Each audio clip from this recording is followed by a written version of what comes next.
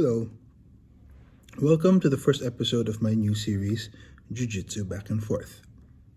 Every week, we will study a position from both sides of the mat, whether it's top or bottom, attacking or defending, etc.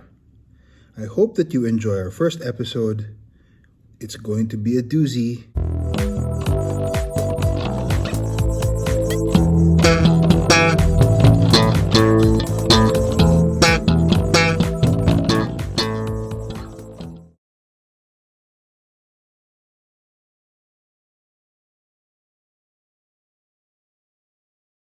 Hi, before we start this video, I would like to define a few of the terminologies that I'm going to be using for this and the next few videos in the series. So the first term that we're going to be using is knee line. It's the imaginary line connecting your knees or your opponent's knees. So your knee line is an imaginary line that connects both of your knees, and your opponent's knee line is the imaginary line that connects both their knees.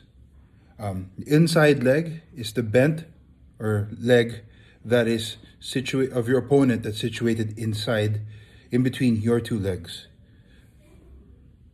While the outside leg is the one that goes around the outside of your body.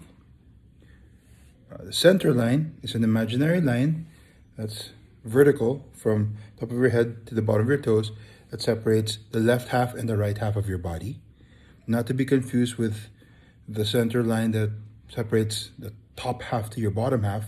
That would be your waist. The foot on your hip acts as a wedge. That's the next term, wedge. What it does is it holds your upper leg in place so that you are able to create enough torque or enough leverage to complete a submission maneuver. The next term is opposite force. It's like a wedge. I use the example of a piece of paper. If you wanted to rip a piece of paper, you cannot do it with just one hand. So there are two ways to rip a piece of paper. If you put it flat, it's either you put the paper flat on the table, hold it down with one hand, and use your other hand to rip, or take two hands, one hand pushes and the other hand pulls. When you hold the one side of the paper down and you rip it, that's like a wedge. When you do the push and pull, that's opposite force. Opposite force is what happens when you push and pull at the same time. Leg entanglement, any position where your leg is caught between both of your opponent's legs and vice versa, and there is a submission that is threatening.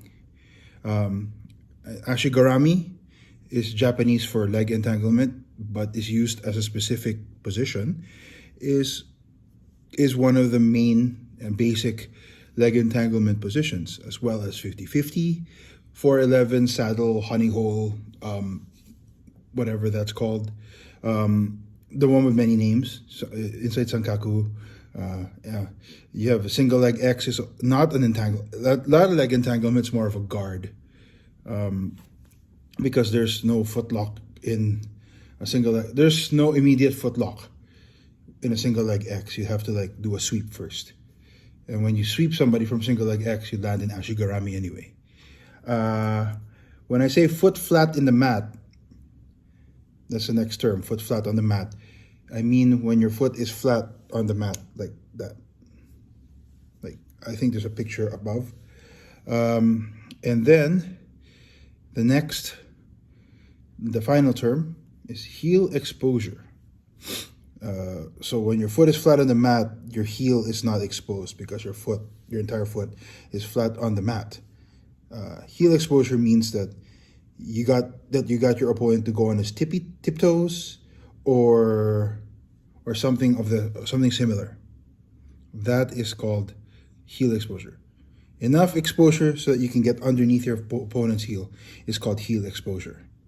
And now that I've done the terms, let's proceed with the video. So you're in the bottom of single leg X. the first thing you need to learn how to do is to do the basic sweep. That would land you in ashigarami. The things that you have to remember and the movements necessary are as follows. So when your opponent's foot is flat on the ground like this, you need to find a way to break his balance. And you cannot get underneath because his foot is planted straight, flat on the ground.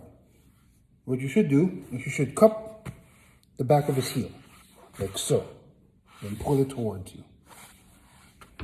At the same time as you are pulling your opponent's foot towards your armpit, your foot on his hip will be pushing him backwards. This is an example of opposite forces that will force your opponent to lose his balance and fall down.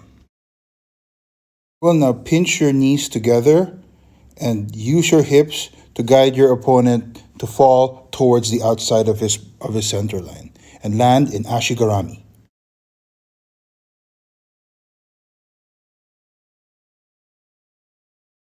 So now I'm on top of Todd's single leg X. The first thing you have to remember is very simple. You have to remember to keep your feet flat on the mat. That way your foot is not exposed and he cannot footlock you. The second thing you need to remember is this foot, the foot that's on his hip. Drop it down on the ground, like so. And at the same time, lower your center of gravity. What that will do is it will firmly keep your foot flat on the mat. It will be killing his inside leg and his hook. Plus, it'll make you harder to sweep because your center of gravity is low. And from here, you can pass, you can do anything you want.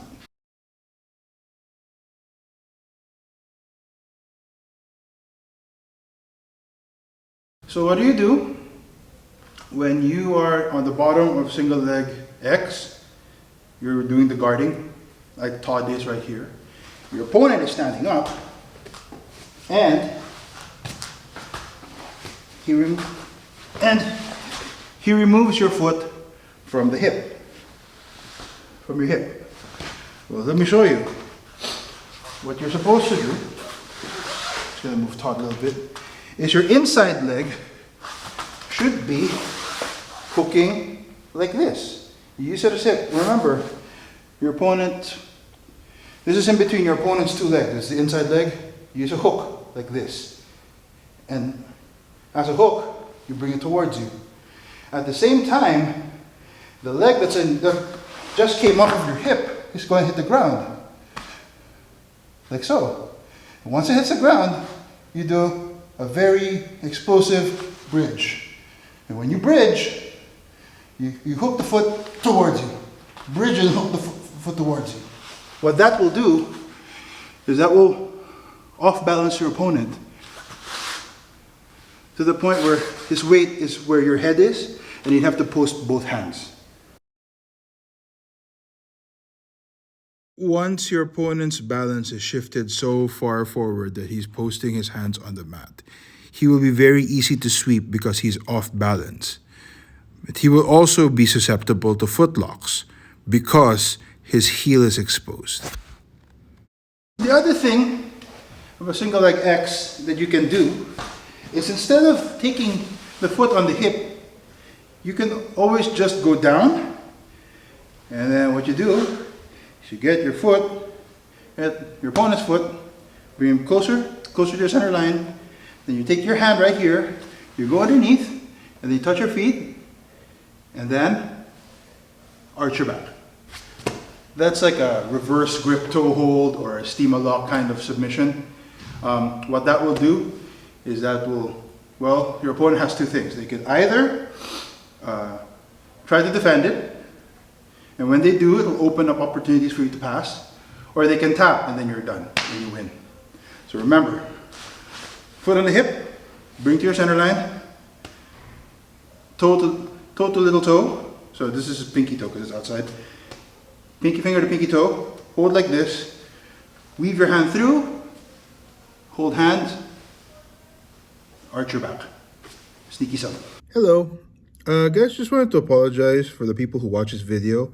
If the actual video itself isn't showing you clearly how to do the techniques for single leg X. When I started making this video, I overestimated my ability to use Todd as a partner to demonstrate what to do in single leg X situations. What I can promise is that once everything is all said and done, that I will invite a partner to do this on, like an actual live person partner, and that so that it'll be clear. But I hope that my explanation and spoken words were clear enough that you understood a little bit. If you guys have any comments, please, this is the one that I need your feedback the most. So thank you for watching. Hope for a lot of feedback on this. And I guarantee you the next few episodes that I've already done by now are much more clear. Thank you.